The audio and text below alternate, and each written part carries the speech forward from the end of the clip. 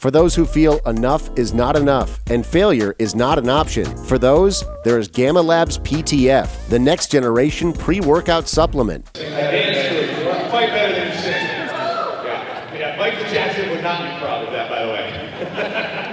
That's next up over here. Hi, I really liked your song. Thank you. And you asked Joe Rogan a question after the fight, and you wanted to know how he felt standing next to your greatness. Right then. So I would like to know if I can come stand next to your greatness. Would you like to be mesmerized? I would love to be mesmerized. Well, come on down. That was a great way to break all the rules to get on stage. Uncle Chael will let everybody up.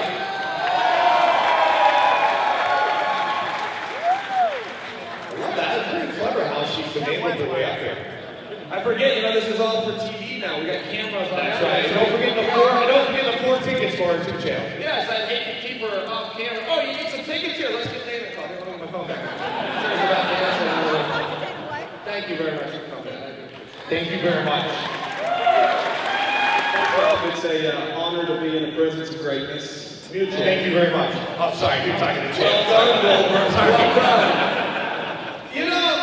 That's very nice of you, but what I would really like to do is I'd like to do my part against Anderson. I'd like Dan Henderson to do his part against whoever he comes in contact with at 205, and maybe we can just run along together for a little while. That would be my real hope. But I've got an agreement at 185. There's a lot of guys that need beat up at 185. For some reason, Vitor Belfort thinks he's just like slid off my radar, all of a sudden running his mouth, fight you.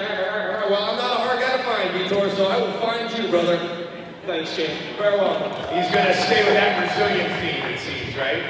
President of Brazil. And hey, Hendo is very likely going to get the winner tomorrow night's main event between John Jones and Rashad Evans. After you're done whipping Andy's ass for the second time, who's next on your radar? Well, I really don't know. There's a lot of guys to compete with in that division. One of the toughest fights I ever had was my last one, the guy named Michael Bisping. That was a pretty hard puzzle to solve for me. So I think, there's some potential to do rematches there. I happen to be a fan of rematches. Some people are, some people aren't. I happen to really like it. But anytime you have two guys that truly believe they're going to win when they go to fight, that's when you have a great match. I truly believe I can beat him. Bisping, he truly believes he can beat me. I think that'd be a really great match. Would you be interested in fighting Paul Harris? Yeah, well, I wouldn't have a choice. Would I be interested in fighting? Sure, if he becomes the guy, absolutely. I will never be a closet champion. I will never one of these guys says, oh, this guy's name's not big enough, or this guy's come one, come all. Bring them on. Paul Harris or any one of them. All right, thank you. All right, Chael, this is a two-part question. First question, if you could choose just one person from any time or anywhere in history to fight and just give a royal ass kicking to, besides Anderson Silva, who would it be? And second part is, are you ever going to run for president? Well, the first part, I'm saying I speak for everybody. It'd either be Bin Laden or Hitler, right? Those guys are the ones that need beat up. So it's very hard to play that game without saying it'd be one of those two guys. But, my ideal fight would be the smallest guy with the most atrocious record in the largest venue for the most enormous paycheck. That would be my ideal matchup if I could somehow put that together. I love easy fights, so that's why I'm already pining for Anderson and then Vitor and these guys. I'm already trying to feather my nest with bums. That's the way I like to do it. Some guys like hard fights, I don't. I like to take the easy way. There was a second question, but again, my ADD kicked in. I was thinking of Dana's ringtone and the whole bit, and I've lost track. What was the second question? Are you ever going to run for president? Oh, right, my book. Yes, it's called The Voice of Reason. You can find it at Amazon.com. It's the #1 seller, and it's on the New York Times best list. Thank you for bringing it up. As far as the presidency goes, you want to know what pisses me off? That Brian Stan does not run for office. And you guys, as Georgians, and he's from this state, he's registered, he's qualified, and he should be running, and you should be asking him that question. Thank you. Thank you.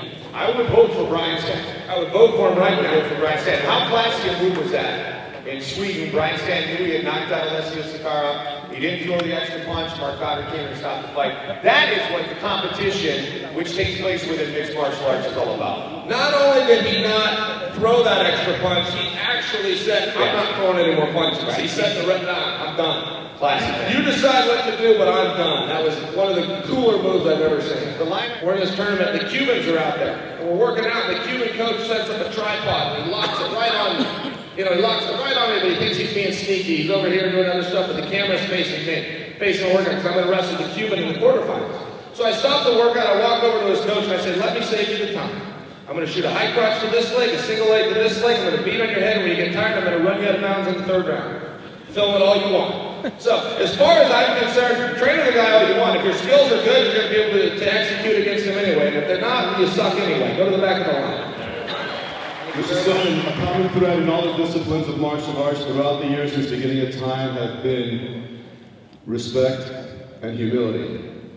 Somewhere along the line, I'm sure it was taught to you, starting off, but somewhere along the line, you abandoned that. You brought entertainment, the likes of Don King Productions, Floyd Mayweather, WWF. I know it's brought you attention, but do you feel that you've abandoned that long tradition in the martial arts for years? And please remember that not only are you representing the martial arts, but you're also representing America in almost 200 countries in UFC.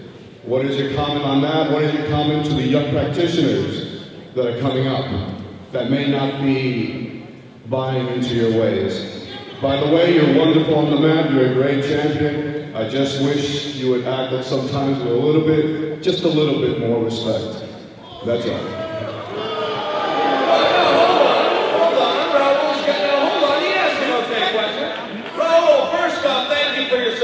I sincerely mean that. But guys, hold on. I'm not a martial artist, and I'm an award-winning author, and I don't even know what the word martial means. I'm not 100% I can spell martial, and I know I couldn't define it. So as far as the martial arts realm, in fairness, you have no realm of reference outside of what Hollywood taught you in the martial arts. You've never seen the martial arts outside of the UFC. You didn't go to a junior high, a high school, a college that had into the martial arts. You've never been to a martial arts competition. Hollywood taught you to bow. Hollywood taught you to wear pajamas with little cotton, different colored belts. Hollywood taught you that it was about respect, not real life. I'm not a martial artist. I am a gangster from West Bend, Oregon.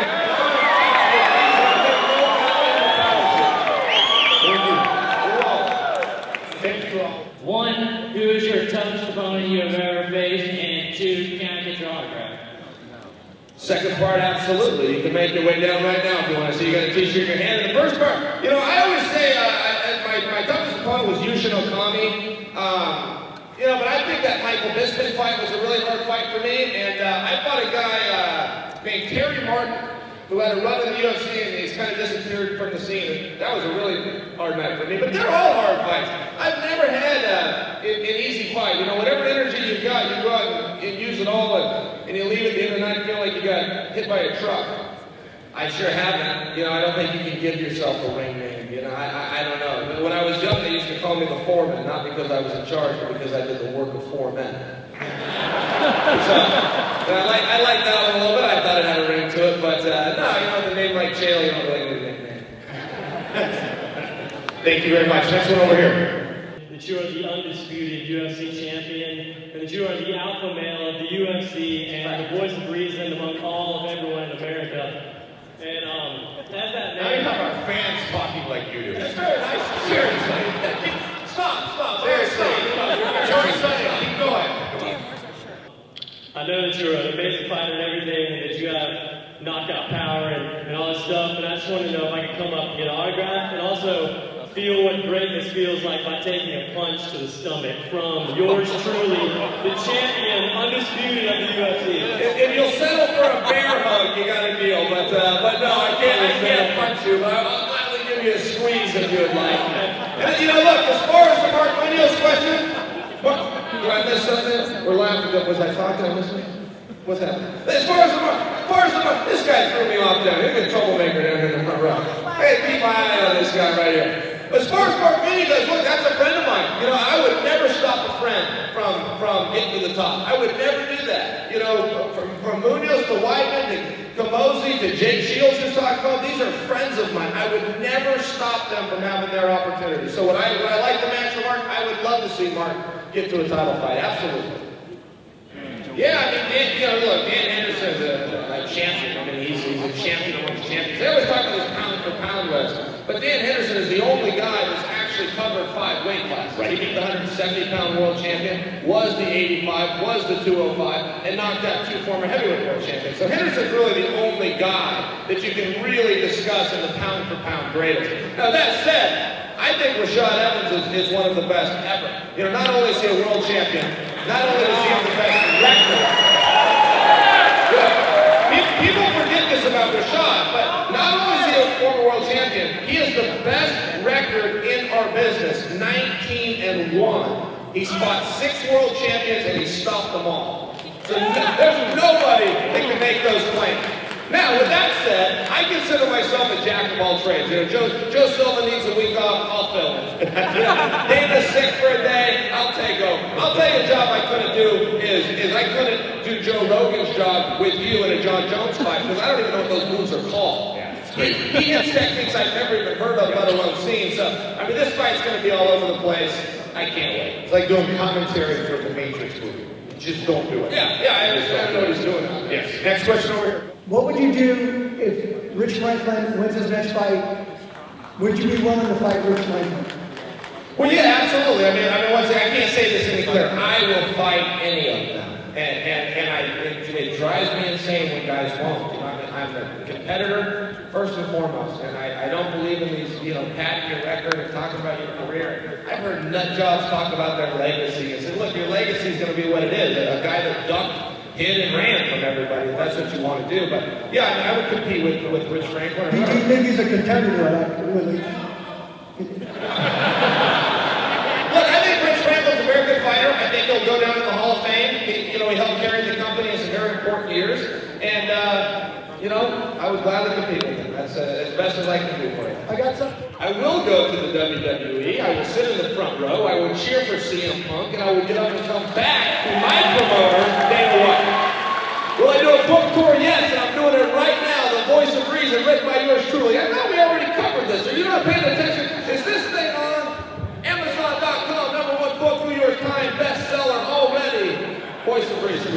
If you were to raise, I have a son, and I want to raise him to be a championship fighter, what are some foundational things that you should teach him to help him be like you when he grows up?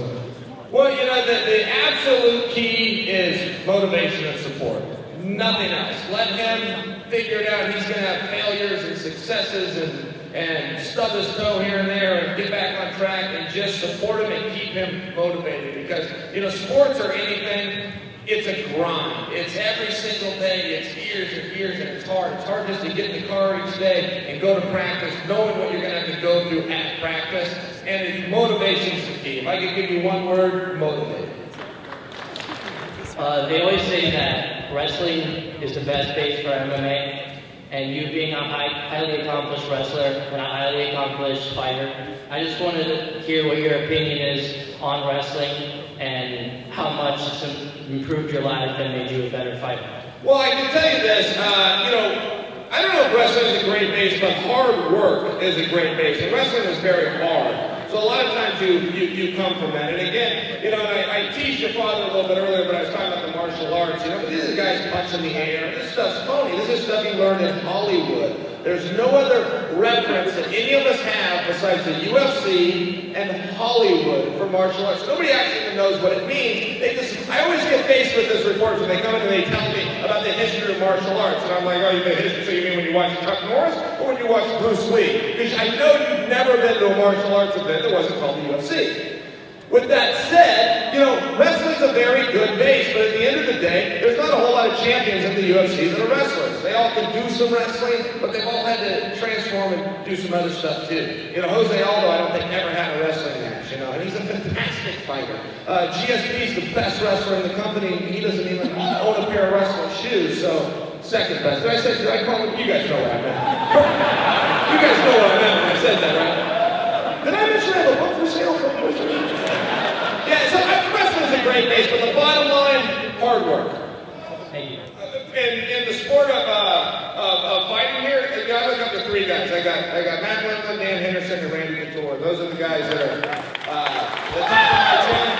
They're the ones that got up in the loft and threw the ladder down so I could climb up in it behind them. So without hesitation, Lindland, Henderson, and Vitor. For those who feel enough is not enough and failure is not an option. For those, there's Gamma Labs Pre-Training Formula, the next generation pre-workout supplement, a human enhancement formula designed to build a superior athlete. More power, more speed, more endurance, more mental focus, more of you.